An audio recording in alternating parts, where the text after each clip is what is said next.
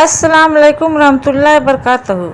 मोहतरम नाजरीन, जो शख्स ये सूरत एक बार पढ़ लेगा, अगर वह अल्लाह सुब्हान तआला से जो भी मांगेगा वह मिलेगा, अल्लाह सुब्हान तआला देगा। प्यारे नाजरीन, आज जो वजीफ़ा मैं आप लोगों के लिए लेकर हाजिर हुई हूँ, यह बहुत ही ताकतवर और मुजर्रब वजीफ़ा है।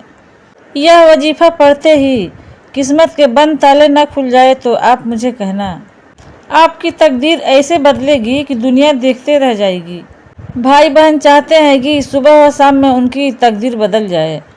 एक बार मेरे कहने पर यह वजीफ़ा ज़रूर पढ़ लें, फिर खुद अपनी आँखों से गैबी मदद के नज़ारे देखिएगा।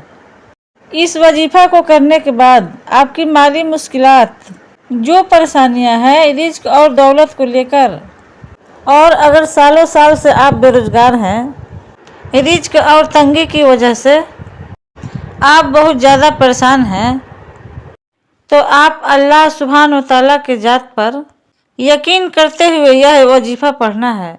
यकीन करते हुए यह वजीफ़ा पढ़ना है, क्योंकि जब आप इस वजीफ़े को यकीन के साथ पढ़ेंगे तो इस वजीफ़े को यकीन और भरोसे के साथ पढ़ोगे तो अल्लाह ताला बेतहाशा रिज्क और दौलत अता फरमाएगा, आपकी माली परेशानी दूर कर देगा।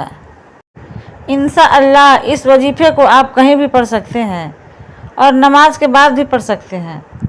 किसी भी नमाज के बाद आप पढ़ सकते हैं।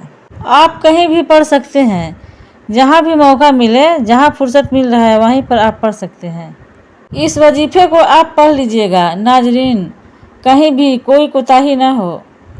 तो चलिए नाजरीन, अपने वजीफ़े को करने के तरीके बता देते हैं। इससे पहले आप सभी भाइयों बहनों से एक छोटी सी गुजारिश है कि वीडियो को आप जल्दी से लाइक कर दीजिए। आपकी एक लाइक करने से हमारी हौसला अफजाई होती है। और आप अभी तक चैनल को सब्सक्राइब नहीं किए हैं तो फ़ौरन सब्सक्राइब कर लीजिए, क्योंकि हर रोज़ हम आपके लिए आप ही के ज़रूरत के वीडियो लाते हैं। तो नाजरीन, आप इस वजीफ़े को किसी भी नमाज के बाद पढ़ सकती हैं। आप फजर के बाद पढ़ लें या जोहर के बाद पढ़ लें या मगरिब के बाद पढ़ लें, मगर आप तहज्जुद के फ़ौरन बाद पढ़ना चाहे तो पढ़ सकते हैं। आप चाहें तो नमाज के कुछ देर बाद चलते फिरते सुकून से यह वजीफ़ा पढ़ सकते हैं, इसमें पाबंदी नहीं। आप नमाज के बाद जहाँ नमाज पर बैठे बैठे ये वजीफ़ा पढ़ सकते हैं। मेरे भाई बहन अपनी परेशानी को लेकर इस वीडियो में आए हैं, जिसको कई सालों से पैसे का मसला है, दौलत का मसला है, वह तमाम मेरी बहनें, मेरे भाई तवज्जो से, गौर से इस वीडियो को ज़रूर देख लीजिएगा। इंशाअल्लाह अज़ वजल दौलत के, पैसे के मसाइल आपको जल्दी पूरे हो जाएंगे। आप तमाम भाइयों और बहनों को सूरतुल कौसर का ख़ास वजीफ़ा आज मैं बताने जा रही हूँ। आप लोगों की किस्मत ऐसी चमक जाएगी कि आप लोग खुद मुझे दुआएं देंगे और हैरान रह जाओगे। बस आप हर हाल में सब्र और अल्लाह सुब्हान व तआला का शुक्र अदा करते रहना। सब्र और शुक्र जैसे औसाफ एक मोमिन मुसलमान की निशानी होती है। मोमिन ज़िंदगी के मुश्किल से मुश्किल हाल में भी सब्र का दामन अपने हाथों से नहीं जाने देता और अपने रब के बताए हुए उसूलों के मुताबिक चलते हुए अपने ईमान की हिफाजत करते हैं। रोज़मर्रा पेश आने वाले हालात खुशगवार भी हो सकते हैं और निहायत बुरे भी। हम सब्र और शुक्र का रवैया अख्तियार करना चाहिए और कोई ऐसा काम नहीं करना चाहिए जो हमारे ईमान की खराबी की वजह बने। नाजरीन, सब्र के लुग़वी मायने रुकना और बर्दाश्त करने के है, और बर्दाश्त करने के है। इसका मफ़हूम यही है, किसी भी मुसलमान पर मुश्किल वक्त आ जाए जिसमें उसे परेशानियों का सामना करना पड़ जाए, तो ऐसे हालात में उसे मायूसी का रास्ता नहीं अपनाना चाहिए, बल्कि अपने रब से वाबस्ता रहते हुए उम्मीद के समा रोशन रखनी चाहिए। शुक्र करके, शुक्र के लुग़वी मायने किसी के एहसान पर उसकी तारीफ़ करते हुए इस पर ज़ुबान से खुला इजहार भी ज़रूरी होता है। اللہ تعالیٰ نے ہمیں بے شمار نعمتوں سے نوازا ہے، اس لیے مستحق ذات جس کے حضور سجدہ ریز ہو کر ہمیں شکر ادا کرنا چاہیے، وہ خدا تعالیٰ کی ذات ہے۔ ہم مختلف طریقوں سے شکر ادا کر سکتے ہیں۔ ایک طریقہ یہ ہے کہ ہم اپنی زبان سے کلمات تکبر کو ادا کرنا۔ دوسرا طریقہ یہ ہے کہ ہم اپنے دلوں سے اللہ سبحانہ تعالیٰ کی عظمت کو یاد کر کے اس کی عبادت کا احساس پیدا کریں۔ اپنے آپ کو، اپنی زندگی کو اللہ سبحانہ تعالیٰ کے بتائے ہوئے اصولوں کے مطابق ڈھالتے ہوئے اللہ سبحانہ تعالیٰ کے احکامات پر عمل کریں۔ قرآن میں شکر ادا کرنے پر بہت تاکید کی گئی ہے، اور جو لوگ شکر ادا کرتے ہیں ان کے مقدر میں فراخی اور فراوانی لکھ دی گئی ہے۔ ترجمہ: اگر شکر ادا کرو گے تو تمہیں زیادہ دیا جائے گا۔ اگر کبھی مسلمان پر دکھ تکلیف آ جائے تو اسے ثابت قدمی سے اس کا سامنا کرنا چاہیے، اور ان مشکل حالات کو اپنے اوپر آزمائش سمجھ کر برداشت کرنا چاہیے، اور ذرہ برابر بھی معلوم نہیں ہونا چاہیے۔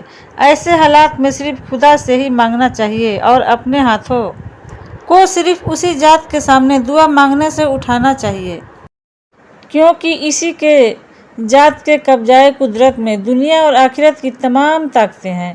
جب مسلمان اس آزمائش پر پورا اترتا ہے تو اسے اس کا بہترین اجر نصیب ہوتا ہے۔ صبر یا شکر کے انسان استعمال زندگی بھر آخرت متاثر ہوتے ہیں۔ قدموں کی تاریخ میں اچھے اور برے حالات آتے رہتے ہیں۔ ایسی قومیں جو مشکل حالات کا مقابلہ صبر اور شکر سے نہیں کر پاتی، بہت جلد تباہ اور برباد ہو جاتی ہے۔ سبحانہ وتعالیٰ نے اپنے نبی حضرت ایوب علیہ السلام کو صبر کرنے کا حکم دیا۔ حضرت ایوب علیہ السلام نے اپنے رب کے حکم کی سزا آوری کی اور اس پر انہیں اللہ سبحانہ وتعالیٰ نے اپنا بہت اچھا بندہ قرار دیا۔ قرآن پاک میں ایک اور جگہ ذکر ہے کہ دنیا اور آخرت میں حقیقی کامیابی کے حقدار نہیں ہیں لوگ جو صبر اختیار کریں۔ اسی لیے چاہیے کہ ہمیشہ مشکل حالات میں صبر اور تحمل کا ہمیں آخری گزارش کرنا چاہیے، اور اللہ سبحانہ تعالیٰ کے مدد کے منتظر رہنا چاہیے۔ اسی میں ہمارے لیے دنیا اور آخرت کا بھلائی ہے۔ اجازت ہے آج کے اس خاص عمل کی طرف چلتے ہوئے تو میں آپ لوگوں کو بتا دوں کہ آپ مصلی پر بیٹھ جائیں۔ حضرت محمد مصطفیٰ صلی اللہ علیہ وسلم کی ذات مبارکہ پر درود پاک پڑھنا ہے۔ جو درود پاک آپ کو یاد ہے، لیکن بہتر ہوگا کہ نماز میں پڑھی جانے والی درود ابراہیمی کو پڑھیں۔ اب اپنی آنکھیں بند کرنا ہے اور اپنے خاص مقصد کی نیت کرنی ہے۔ آپ کا مقصد کوئی بھی ہو، پڑھیں۔ مقصد جیسے بھی ہو، مثال کے طور پر آپ کو جانی مکان چاہیے تو یہ نیت کر لیں، اس کے لیے میں یہ وظیفہ پڑھ رہا ہوں یا پڑھ رہی ہوں۔ اگر آپ کو کوئی بڑی رقم چاہیے تو یہ نیت کر لیں کہ مجھے کوئی بڑی رقم مل جائے، یا پھر آپ بے اولادی ہیں تو نیک صالح اولاد کے لیے نیت کر لیں۔ سب سے پہلے اعوذ باللہ من الشیطان الرجیم بسم اللہ الرحمن الرحیم کے ساتھ اس وظیفے کی شروعات کریں۔ اب سب سے پہلے نمبر پر جو وظیفہ آپ کو پڑھنا ہے وہ وظیفہ سورۃ الکوثر کا وظیفہ ہے۔ الحمدللہ سورہ کوثر کا کسی بھی زبانی آتی ہے۔ سورہ کوثر کو اگر آپ کے کاروبار میں نظر بد، حمد، جادو و جبران کے امران ہیں، آپ کی اولاد پر جادو جنات کے اثرات ہیں، آپ کے گھر میں شیاطینی اور جرمینی آفات ہے، سورہ کوثر جس گھر میں پڑھی جاتی ہے اس گھر کو وہ دولت والا بنا دیتی ہے، اس گھر کے کونے کونے میں غربت کا اندرونی نام و نشان تک مٹا دیتی ہے۔ سورہ کوثر کی تلاوت آپ لوگوں نے بسم اللہ الرحمن الرحیم کے ساتھ ہی کرنی ہے۔ پانی کے بسم اللہ شریف کے ساتھ آپ نے سورہ کوثر پڑھا، پھر فوراً بعد ہی پڑھنا ہے یا گنیو۔ اس طرح سے آپ نے اپنی ہاتھوں کی انگلیوں پر پڑھے یا پھر تسبیح کے دانوں پر پڑھ لیں۔ آپ نے صرف 11 مرتبہ پڑھنا ہے۔ جب پہلے نمبر پر آپ لوگ سورۃ الکوثر کو 11 بار اچھی طرح یا گنیوں کے ساتھ پڑھ لیں۔ اب دوسرے نمبر پر جو وظیفہ آپ نے پڑھا ہے وہ وظیفہ بھی بہت آسان سا ہے۔ دوسرے نمبر پر آپ نے پھر سورۃ الکوثر کو ہی پڑھنا ہے، ویسے ہی بسم اللہ شریف کے ساتھ پڑھنا ہے۔ नाजरीन, आपको हम सब बता दिए कैसे पढ़ना है, कैसे क्या करना है। अब अगले वीडियो में फिर मिलेंगे। खुदा हाफिज।